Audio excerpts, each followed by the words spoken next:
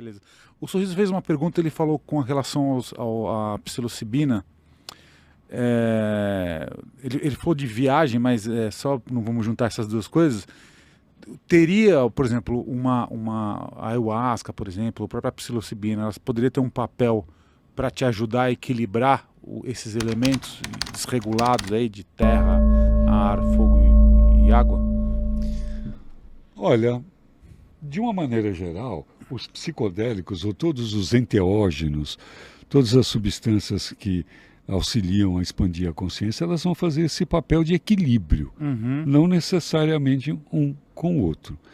No caso, por exemplo, da psilocibina, no caso da ayahuasca, é muito interessante que tem ali os 4 elementos ali. Tem o elemento fogo, porque para fazer o líquido são horas de fogo com água. Tem a terra, que é o cipó e a folha. Então estão ali os 4 elementos presentes. No caso da psilocibina, é puro Smurfs, é cogumelo. O cogumelo, ele é fantástico, ele é um ser que ele não é animal e não é vegetal. Ele está no limite dos dois. Ele está no limite da morte, da vida.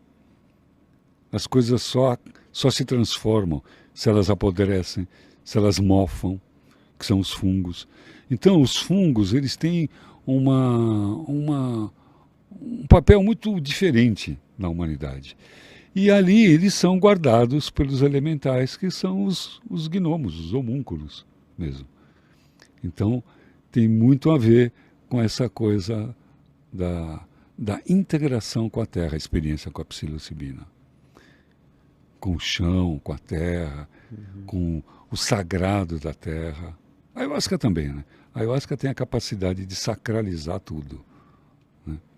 Aliás, esses enteógenos, o LSD também, o MDMA, é que eles, quando são usados para uso recreativo, modifica, se desvia do seu uso tradicional, né, dos povos originários, que sempre utilizaram essas ferramentas para a expansão da consciência, para se compreender melhor, para buscar a cura, o conforto da humanidade.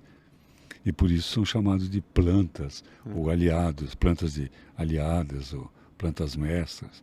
No caso do cogumelo, não dá nem para chamar de planta, porque não é uma planta, né? Ele é um fungo. O problema, a questão recreativa dessas substâncias, qual que seria o problema exatamente? É a dosagem? É o propósito? É a combinação com outras substâncias? Acho que tudo isso. Bom, Paracelso já dizia que a diferença do veneno e do medicamento é na dosagem. É maravilhosa, né, esse incrível, entendimento. Né? É uma coisa tão antiga e tão verdadeira. Né? Então, dependendo do uso que faz da dose, da intenção. Né? Uma pessoa, por exemplo, ela pode estar... duas pessoas estão consagrando a ayahuasca no mesmo ritual. Uma pode estar se encontrando com a verdade e a outra pode estar fugindo da verdade. Dentro do mesmo ritual, tomando o mesmo chá, na mesma aparente atitude, mas internamente com 2 atitudes completamente diferentes. Uma de se buscar e a outra de fugir de si. E o ritual é o mesmo. E a bebida é a mesma. E as sintéticas, acho que o êxtase, o MD... MDMA, eles seriam alucinógenos sintéticos? São sintéticos, semissintéticos. Então, o uso disso sempre foi alterar o estado mental, né? O interesse disso para melhor, para mais lucidez, para acabar com a doença. Tudo. Quando isso escapou para o uso recreativo, então é um uso menos responsável. Né? E aí existem alguns riscos, por exemplo, por conta da dosagem, por conta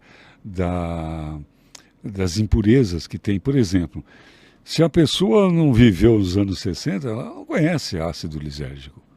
Ela vai conhecer com batismo, com anfetaminoides, com coisas ali para o uso.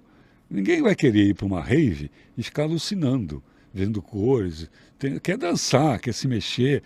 Então, as drogas são fabricadas para o propósito da época, aquilo ali.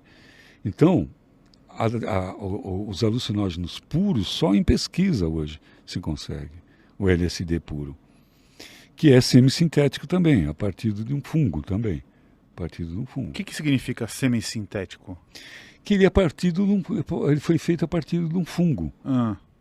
A partir dali foi... O que seria todo 100% sintético? Qual que seria a diferença? Por exemplo, é você criar substância em laboratório. Hoje em dia, por exemplo, tem o THC sintético, que fazem o que coisa em presídios, que molha pedaços de papéis e coloca um pouco com efeito de maconha, mas fortíssimo, que não tem a planta ali. Tem o THC sintetizado, feito em laboratório. Então tem coisas que parte semissintética quando parte de uma substância orgânica e que depois ela é modificada molecularmente. E sintético quando é só feito sintetizado mesmo. Sintetizado, sem elementos. Vamos de foto então? Vamos. Eu só última curiosidade. A gente já falou muito aqui, eu não sei se é isso, mas acho que é da DMT, que é aquela substância que é liberada durante o nascimento da criança, a formação do cérebro, é isso? Que inclusive tem aquele filme da Lucy. É esse? Ixi, esse eu não sei. Do Luc Besson. É esse filme? Acho que tem, sim, que fala sobre DMT. O que seria exatamente? Seria uma substância que o corpo humano produz? Então, no momento DMT é uma amina, é a dimetiltriptamina. E ela é uma substância que um cientista, Rick Strassman, ele pesquisou, e que ela existe no corpo humano, e que ela é principalmente liberada pela glândula pineal em dois grandes momentos, no momento que a gente nasce e no momento que a gente morre. Olha que interessante. Ela então fabrica um ambiente para se ter uma experiência espiritual no cérebro, no momento que nasce e no momento que morre. Na pineal, na glândula pineal. Da glândula pineal. Aquelas chamadas EQM, experiência de quase morte, que a pessoa tem uma série de visões e tudo, aquilo é responsabilidade da descarga de dimetiltriptamina pela pineal no momento da morte. Ali. Então é uma substância que nós temos dentro do próprio organismo, endógena. E a ayahuasca, ela contém a DMT. A ela contém. Que dá essas visões, principalmente o DMT. São basicamente 3 substâncias: a armina, a armalina e a dimetiltriptamina. E várias outras que tem também. Mas não tem nenhum caso de ser humano no mundo em que a glândula pineal fica liberando DMT indiscriminadamente no corpo sem ser na nascimento ou na morte. Então, há quem diga que existem algumas pessoas que têm esse controle de mudar o seu estado de consciência só com o poder da mente secretando dimetiltriptamina. Há quem diga. Isso é um caso paranormal, interessante. Se não me engano, foi Yogananda, Paramahansa Yogananda, que reuniu todos os seus discípulos e deu as últimas instruções e morreu. Sim, parou o corpo dele. Ele disse que ele tinha esse nível de controle. Aí. Então, vai parar o corpo todo e poder funcionar algumas glândulas.